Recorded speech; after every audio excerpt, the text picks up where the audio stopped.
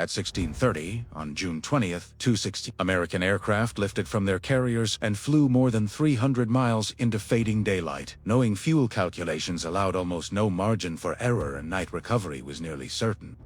Later called the Mission Beyond Darkness, unfolded after 2 days in which Japan's carrier, Aviation, had already been shattered. Yet its surviving fleet still slipped westward beyond immediate destruction. Beneath that desperate launch lay a wider confrontation. 9 Japanese carriers with roughly 440 aircraft committed to operation, a go against 15 American carriers fielding nearly 900 planes, backed by radar networks, submarines, and hardened training pipelines. How did Japan's doctrine of decisive fleet engagement, conceived to restore strategic balance in the Central Pacific, lead to an air arm so vulnerable at the moment it mattered most? And if this extended-range gamble failed to trap the retreating fleet, would the Marianas become an open corridor for sustained bombing against the Japanese homeland itself? To understand how the battle reached that irreversible threshold, we need to go back.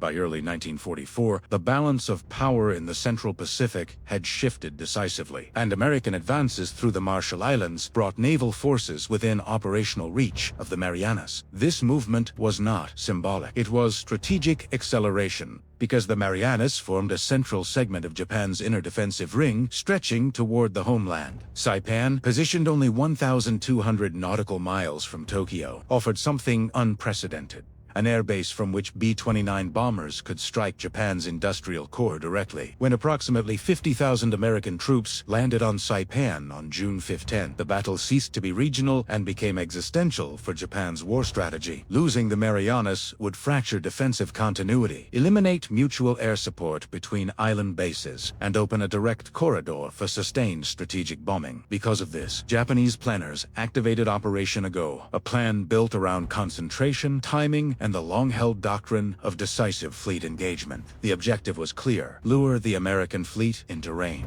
combine carrier aviation with land-based aircraft, and destroy the opposing naval force in one concentrated action. To execute this, 9 carriers were assembled with approximately 440 aircraft, forming the core of the rebuilt Mobile fleet. In parallel, shore-based aviation in the Marianas was reinforced to support the fleet and extend operational reach beyond carrier limits. On paper, the concentration appeared formidable. In reality, hidden asymmetries had already begun to shape the outcome before the first aircraft launched. American carrier strength had expanded to 15 carriers, carrying roughly 900 aircraft, nearly double the Japanese air complement. More critically, American aviators often completed up to 2 years of structured training, while many Japanese pilots entered combat with as little as 3 months preparation. This difference was not numerical, but qualitative, influencing formation discipline, gunnery accuracy, fuel management, and coordinated interception. Technological disparity compounded the imbalance, as integrated radar networks allowed early detection and precise fighter direction long before visual contact. At the same time, radio proximity fuses increased anti-aircraft lethality, transforming defensive fire into a layered barrier rather than a reactive measure. Submarines shadowed Japanese fleet movements as they advanced from the Philippines, providing advance warning and positioning for opportunistic attack. Meanwhile, previous battles at Coral Sea, Midway, and across the Solomons had steadily eroded Japan's veteran air crews, weakening institutional experience. Replacements could fill cockpits, but they could not replicate accumulated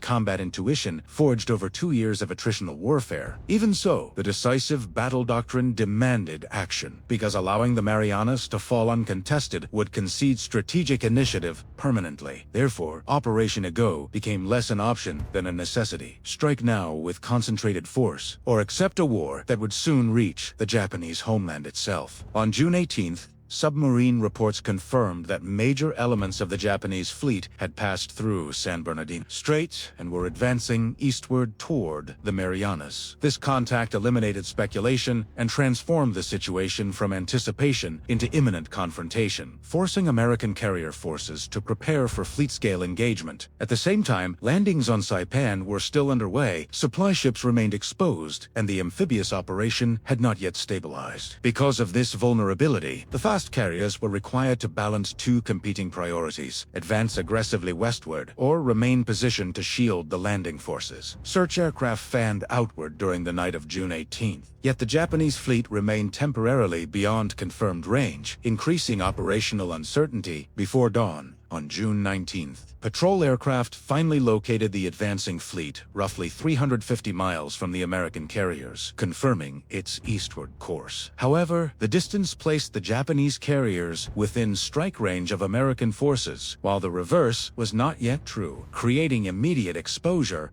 Shortly after sunrise, radar screens detected the first large formation lifting from Japanese carriers and staging west of the American position. The initial wave, intercepted approximately 60 miles from the fleet, was broken apart before most aircraft reached attack position. Moments later, a second wave followed on a similar axis, only to encounter coordinated fighter direction guided by radar plots. Each interception repeated the same pattern: early detection, vectoring, altitude advantage, and concentrated fire against fragmented formations, although a few attackers penetrated the defensive screen. Resulting damage to battleships and carriers remained limited and operationally insignificant. Throughout the afternoon, additional Japanese waves arrived in succession, yet none achieved coordinated mass over the target area. Instead, aircraft were destroyed piecemeal in aerial combat or forced toward Guam, where runways were cratered to deny safe recovery. By evening, approximately 402 Japanese aircraft had been destroyed in air-to-air combat by anti-aircraft fire or on the ground. While air combat unfolded overhead, submarines trailing the fleet executed decisive attacks beneath the surface. One torpedo strike fatally damaged the carrier Taiho, where subsequent internal explosions triggered catastrophic loss.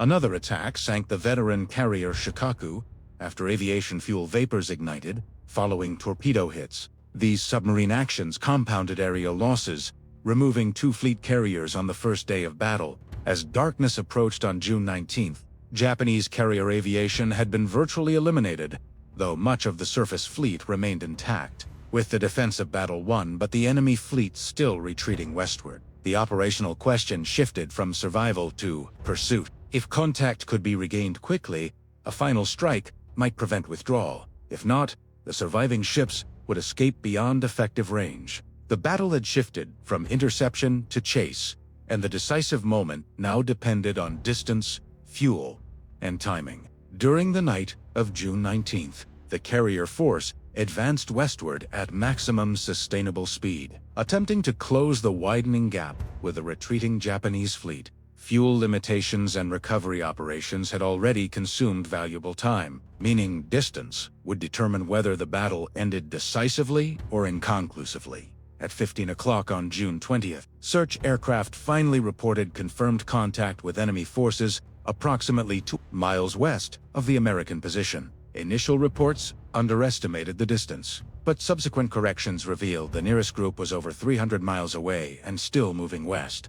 Launching an attack at that range meant accepting near-certain night recovery and the real possibility of aircraft ditching from fuel exhaustion. Delaying the strike, however, would almost guarantee the Japanese fleet's escape beyond operational reach. By morning, at 16:30, 216 aircraft were launched: fighters, dive bombers, and torpedo planes, forming a single extended-range strike package later known as the Mission Beyond Darkness. The aircraft flew more than 300 miles toward the reported position, consuming fuel reserves intended for safe return margins. Between las 6:20 de la tarde and las 7 de la noche, the strike groups located dispersed Japanese formations and initiated successive attacks without full concentration. Anti-aircraft fire erupted immediately, filling the sky with layered bursts as ships maneuvered independently to disrupt bombing runs. Despite fuel constraints preventing coordinated mass attack, individual squadrons pressed home dive and torpedo strikes against available targets.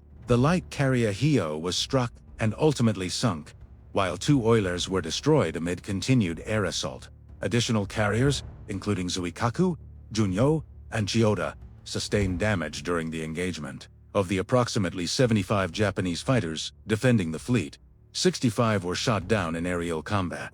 American aircraft losses during the attack phase were limited, but the true test began on the return flight through gathering darkness. Low fuel warnings forced some crews to descend prematurely, while others navigated by faint homing signals toward the carrier formation. To maximize survival chances, all carrier deck lights and even auxiliary illumination were activated despite submarine risk. The illuminated fleet presented a vulnerable silhouette at sea, prioritizing aviator recovery over concealment. Night landings produced multiple deck crashes as inexperienced crews attempted recovery under extreme fatigue and limited visibility. Many aircraft exhausted fuel while circling and were forced to ditch at sea, initiating immediate rescue operations by screening destroyers. Although approximately 100 aircraft were initially listed as lost, rescue efforts recovered 143 aviators from the water. By midnight, pursuit resumed, but distance and fuel constraints prevented renewed contact the following morning.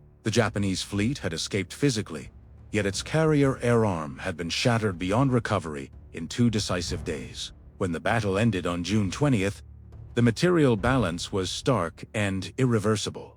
Japanese forces had lost approximately 600 aircraft over 2 days of combat, including carrier-based and land-based planes committed to Operation Ago. 3 carriers Tiho, Shokaku, and Hyoadbin sunk, along with 2 fleet oilers, critical to sustained operations. Nearly 3,000 pilots and sailors were killed, losses that could not be replaced within the shrinking training and industrial system of 1944 Japan. In contrast, American losses totaled 123 aircraft and 109 personnel. With no fleet carrier or battleship sunk during the engagement, the disparity was not merely tactical. It was structural, because Japan's surviving carriers now lacked the trained aviators required to operate effectively. Without experienced air groups, hulls became platforms without striking power, reducing the carrier force to a diminished deterrent rather than an offensive instrument. Arasul. The Japanese fleet could no longer contest American advances across the Central Pacific with decisive carrier aviation. Subsequent operations in the Palos faced minimal fleet opposition, demonstrating the operational vacuum created in the Philippine Sea. More significantly, the fall of Saipan, securing airfields from which B-29 bombers soon launched sustained raids against the Japanese homeland. The strategic barrier protecting Tokyo had been pierced not by surface gunfire, but by the destruction of naval aviation in 2 concentrated days. Midway had crippled carrier hulls in 1942. The Philippine Sea eliminated the trained air crews necessary to regenerate offensive capability. From this point forward, Japanese carrier operations would rely increasingly on improvised tactics and diminishing pilot quality. The battle, therefore, marked not simply a victory at sea, but the effective end of Japan's capacity to wage large-scale carrier warfare. In June 1944, as operations unfolded in Normandy and across Europe, the Pacific theater experienced its own decisive rupture. The Great Marianas Turkey Shoot was not defined by spectacle alone, but by consequence. Naval air power destroyed, strategic bombing enabled, and the balance of the Pacific permanently shifted.